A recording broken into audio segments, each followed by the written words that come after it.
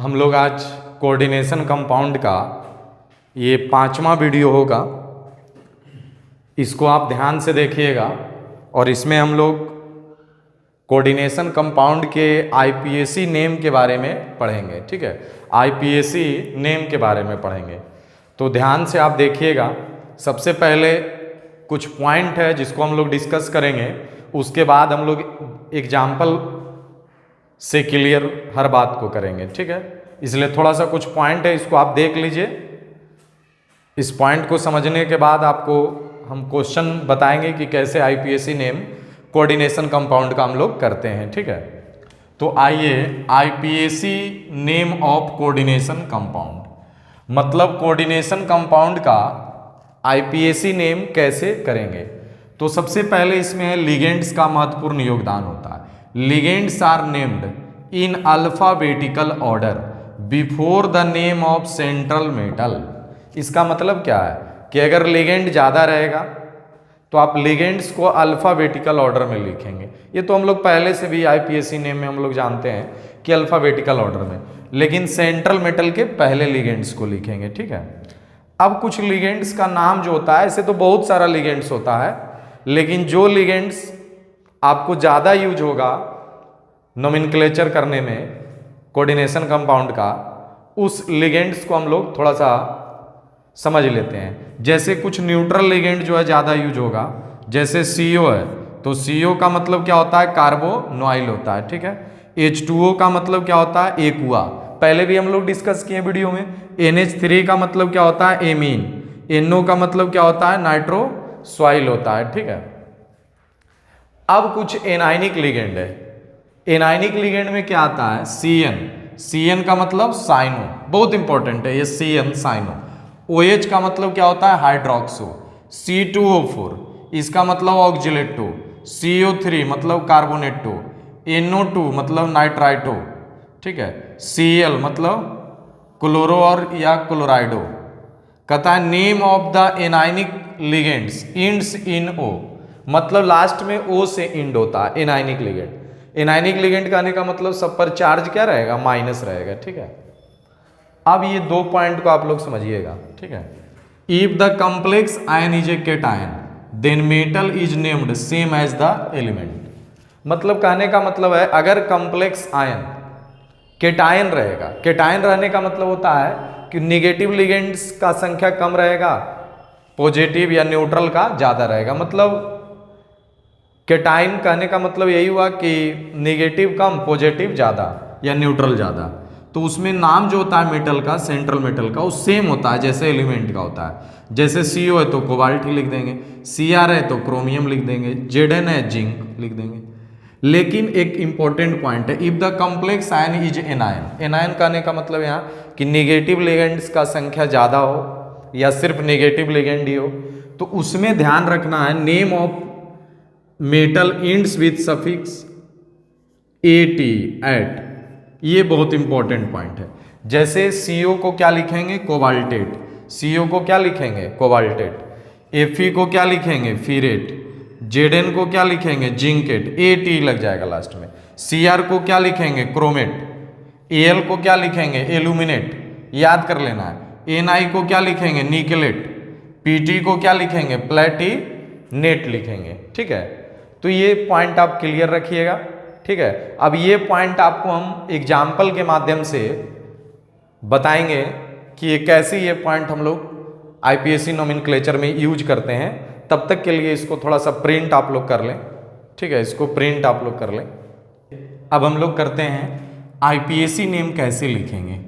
IUPAC name हम लोग कैसे लिखेंगे, तो सबसे पहले क्या लिखेंगे कि name of cation, name of cation plus name of ligand, ये भी क्या रहेगा, अल्फाबेटिकल ऑर्डर में। अगर एक है तो कोई दिक्कत नहीं है, उसमें तो ऑर्डर चेक ही नहीं करना है हमको। और उसके बाद हम लोग लिखेंगे नेम ऑफ सेंट्रल मेटल, और उसी के ब्रैकेट में हम लोग लिख देंगे ऑक्सीडेशन नंबर लिख देंगे, ठीक है, ऑक्सीडेशन नंबर लिख देंगे। उसी के ब्रैकेट में हम लोग क्या लिख देंगे, ऑक्सीडेशन नंबर लिख देंगे, ठीक है, उसी के ब्रैकेट में हम लोग ऑक्सीडेशन नंबर लिख देंगे, ऑक्सीडेशन नंबर लिखेंगे, ये भी रोमन नंबर में लिखेंगे, plus name of anion, ठीक है ना। ये जो है ये आउटसाइड द बॉक्स रहेगा, ये भी क्या रहेगा, outside the box, outside the box, ठीक है, और ये भी रहेगा आउटसाइड द बॉक्स, ठीक है ना। अभी देखिए कैसे नाम लिखेंगे, इसको एक एग्जाम्पल से आपको हम समझाते हैं। एक एग्जाम्पल लेते हैं सिंपल, जैसे देखिए एक एग्जाम्पल क्या लेते हैं, जैसे K4FeCN का होल 6। अब इस कंपाउंड का हमें IPAC नेम देना है, तो सबसे पहले हम लोग देखेंगे कि सेंट्रल मेटल कौन है, ये है, और ये क्या है, लिगेंड है, यही हमारा क्या हो गया, सेंट्रल मेटल हो गया, ठीक है, और ये हमारा क्या हुआ, लिगेंड हुआ, एक ही लिगेंड है। तो जब भी किसी कंपाउंड का आपको IPAC नेम पूछे तो सबसे पहले आप क्या करिए कि सेंट्रल मेटल का ऑक्सीडेशन नंबर निकाल लीजिए, ठीक है। तो देखिए निकालते हैं हम लोग हैं, +1 × 4, और प्लस कितना हो गया, ये Fe का X हो गया, और ये देखिए Cn का -1 होता है, हम लोग पहले वीडियो में सीख चुके हैं, इक्वल टू क्या हो गया, 0। अब ये देखिए 4 + x - 6 = 0, तो x - 2 = 0, तो x बराबर क्या हो गया, +2 हो गया, ठीक है। ये चीज़ हम लोग कर लिए। अब इसका IPAC नेम लिखेंगे, किस तरह से लिखेंगे, ध्यान दीजिएगा थोड़ा सा। IPAC नेम लिखेंगे, सबसे पहले क्या लिखें, name of cation outside the box. अब आउटसाइड द बॉक्स में इधर भी रह सकता है, इधर भी रह सकता है, तो पहले हम लोग लेफ्ट साइड से शुरुआत करेंगे। तो ये देखिए पोटेशियम है, ये क्या है, पोटेशियम है, ठीक है। तो बहुत बच्चा यहाँ बोलेगा कि यहाँ तो 4 पोटेशियम है, टेट्रा होना चाहिए। तो ये बात हमेशा आप याद कर लीजिएगा कि बॉक्स के बाहर का जो भी केटायन या एनायन होगा उसका संख्या काउंट नहीं करेंगे, उसका सिर्फ नेम को कंसीडर करेंगे। अगर ये 4 भी है तब भी पोटेशियम होगा, ये 3 भी है तब भी पोटेशियम ही होगा, मतलब सिर्फ नेम को यहाँ पर कंसीडर करेंगे। ये आप इसके नंबर को कंसीडर नहीं करेंगे, इसलिए सिर्फ लिखेंगे पोटेशियम, तो पोटेशियम लिख दिए। अब लिखेंगे name of ligand in alphabetical order, तो नेम ऑफ लिगेंड देखेंगे यहाँ पर लिगेंड क्या है, तो ये क्या है, साइनो है, Cn को क्या बोलते हैं, साइनो। अब देखेंगे ब्रैकेट के अंदर वाला का संख्या लिखना जरूरी है लिगेंड का, तो ये 6 है, तो क्या हो जाएगा, हेक्सा। 6 का क्या होता है, हेक्सा, हेक्सा साइनो हो गया, ठीक है। हेक्सा चूंकि 6 है इसलिए हेक्सा हो गया, हेक्सा साइनो। अब देखिए, अब ये क्या है, निगेटिव लिगेंड है, ये क्या है, निगेटिव लिगेंड है। तो आपको हम लिखाए थे कि अगर कॉम्प्लेक्स आयन एनायन है, मतलब निगेटिव लिगेंड है, तब जो मेटल का नाम होगा सेंट्रल मेटल का, वो ATE से इंड करेगा, ATE से, यानी Fe का क्या होगा, फीरेट हो जाएगा, क्या हो जाएगा, फीरेट। उसके ब्रैकेट में क्या हम लोग लिख देंगे, ऑक्सीडेशन नंबर, और ये हमेशा याद रखिएगा इन रोमन में लिखेंगे।